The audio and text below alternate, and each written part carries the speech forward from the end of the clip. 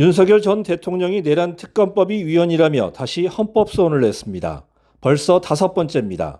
지난달 19일 내란 혐의 1심 재판부는 무기징역을 선고했습니다. 또한 이원 심판 신청 2건을 각하했습니다. 그러자 헌재에 헌법 소원을 낸 겁니다. 지금까지 윤 전 대통령은 모두 5건의 헌법 소원을 냈습니다. 2건은 헌재가 심리 중이고 다른 1건은 청구 기간이 지나 각하됐습니다. 내란 모의 기획, 외환 유치, 노상원 수첩, 수사 2단, 사이버 내란, 검찰 개입, 블랙리스트, 영현백 구매, 제2계엄, 소신 TF 등 내란 10대 의혹이라 명명하겠습니다.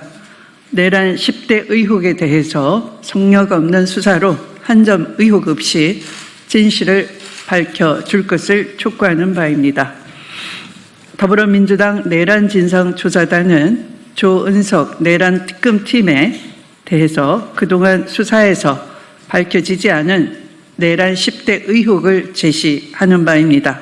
이에 대한 수사 촉구와 더불어 12.3 내란의 진실을 뿌리 깊이 밝혀줄 것을 요청하는 바입니다. 그동안 공수처 및 공조수사본부, 검찰의 내란 수사는 내란 가담 의혹을 받고 있는 권한대행 체제 아래에서 정치적 외압과 독립성 결여 등 여러 한계로 인해 제대로 된 성과를 거두기가 어려웠습니다.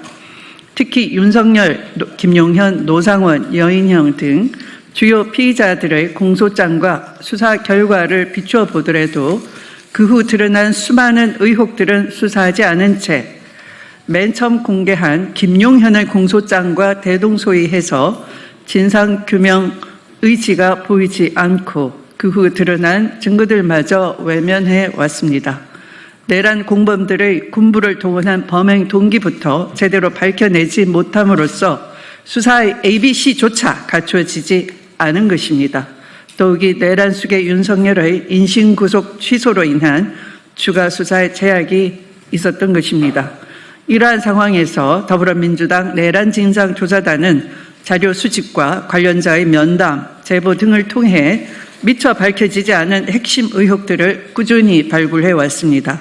이제 조은석 특별검사팀이 출범하여 독립적인 수사 환경이 마련된 것인 만큼 진상조사단이 그간 축적한 조사 성과와 미규명된 핵심 의혹을 다음과 같이 정리하여 특검의 철저한 수사를 촉구하는 바입니다. 첫째, 내란 모의 기획과 군사 반란죄를 적용해야 합니다.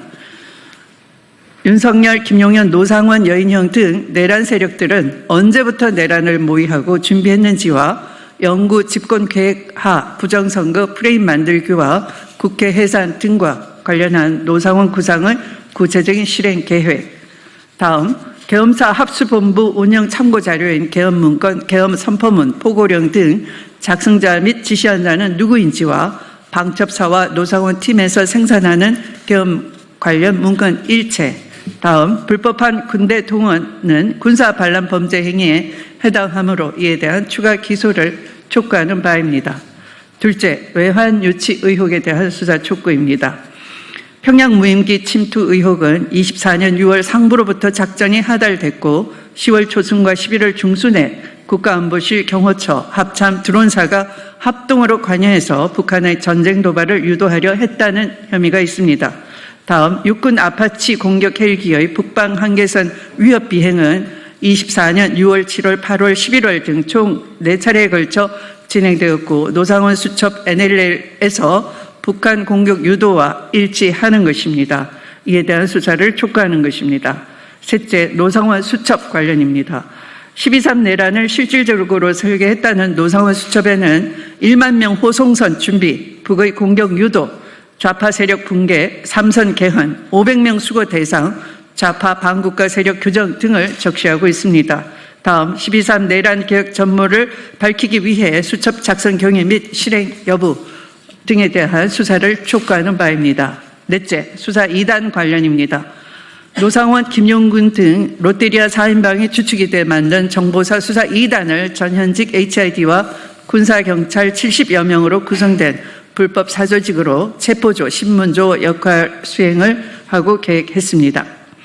다음 12.3 내란 당일 판교 정보사에 집결하였고 중앙선관위 불법 장악 계획도 세운 바 있습니다. 이에 대한 수사를 촉구하는 바입니다.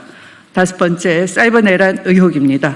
국가안보실 국정원 방첩사 777 사령부 사이버사가 중심이 된 사이버 내란 의혹은 수천 개의 표적관리 대상에 대해 페이스북, SNS 사찰 등 활동을 하였으며 어떠한 수사도 진행하지 못하였습니다. 다음 수백억의 국정원 특활비 우회 지원, 사이버사, 사이버정찰 TF 활동, 방첩사 정보 통합대응팀 구성 의혹에 대한 철저한 수사를 촉구하는 바입니다.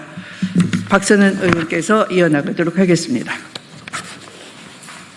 안녕하십니까. 인천 부평을 박성원입니다. 6번째, 검찰 개입 의혹입니다.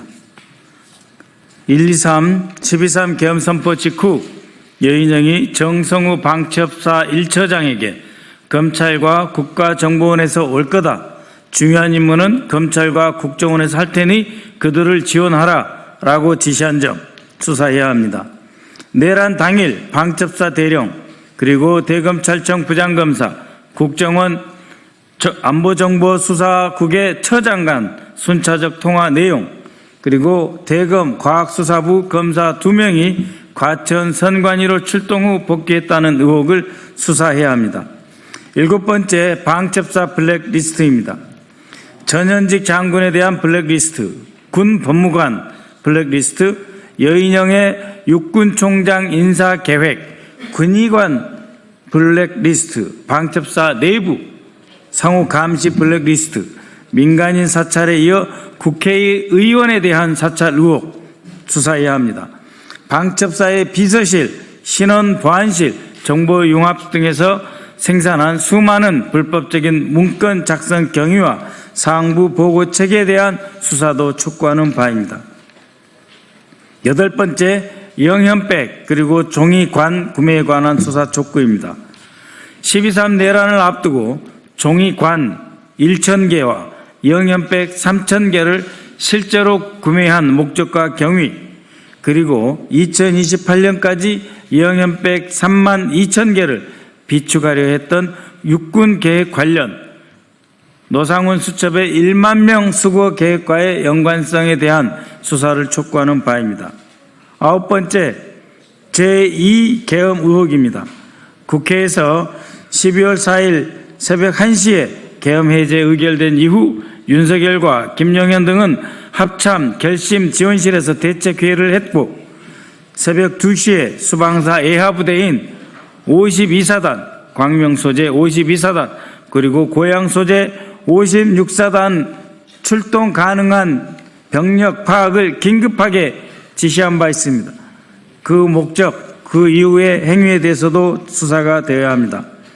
박한수의 지시에 의해 새벽 3시에 계룡대 육군 장성단 버스 2대가 출동하였는 바 이에 대한 수사와 함께 윤석열이 해제 의결 3시간이 넘은 새벽 4시 27분에 계엄을 해제한 지체한 이유에 대한 수사가 필요합니다.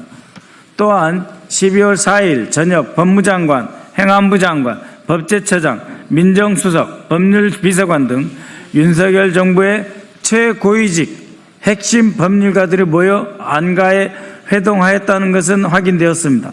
이것이 제2계엄의 모의와 어떤 연관성이 있는지 밝혀야 합니다.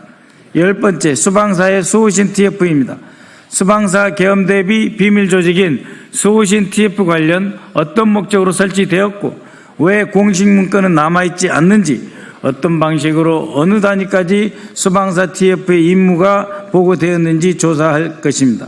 국회 단전 지시와 그 이외에 국회 통제하려 했던 모든 계획, 실제 행위에 대해 수사해야 할 것입니다.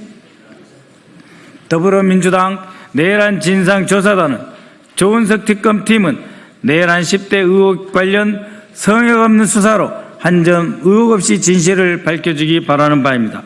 앞으로 더불어민주당은 사건의 실체를 끝까지 파헤치고 헌정 질서를 지켜내기 위해 최선을 다할 것입니다.